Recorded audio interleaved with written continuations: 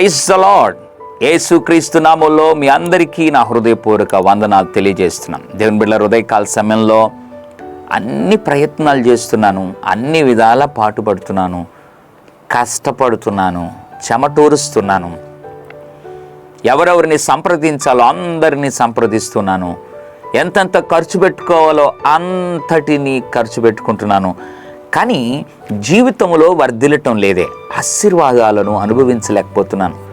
ఉదయకాల సమయంలో బాధపడుతున్నావా?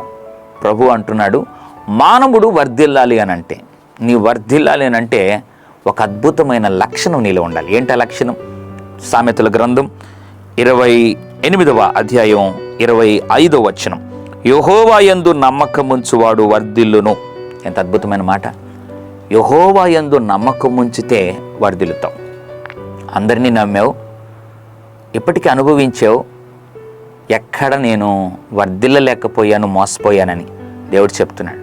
ఇంకనైనా నన్ను కూడా కాదు, నన్ను మాత్రమే నువ్వు నమ్ము, నిశ్చయముగా తగిన సమయంలో వర్ధిల్లింపజేస్తానని ప్రభు మాట్లాడుతుండగా, ప్రభు మమ్మల్ని క్షమించండి, లేదా నన్ను క్షమించండి, మమ్మల్ని క్షమించండి.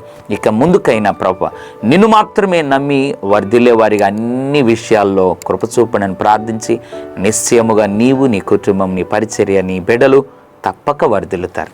ప్రభువానికి వందనాలు. ఉదయకాల సమయంలో నిన్ను మాత్రమే నమ్మగలిగితే వర్ధిల్లుతామని మాట్లాడు. ఎంతమంది అయితే అవును ప్రభు మమ్మల్ని క్షమించండి, నిన్ను నమ్మే కృపను అనుగ్రహించండి, అట్లు వర్ధిల్లు వారిగా చేయమని ప్రార్థన చేస్తున్నారు, వారిని జ్ఞాపకం చేసుకొని ఇక మీదట నిన్ను మాత్రమే నమ్మి ఆశ్రయించి వర్ధిల్లే కృపను అనుగ్రహించమని యేసు నామములో ప్రార్థిస్తున్నాము తండ్రి. ఆమెన్. God bless you.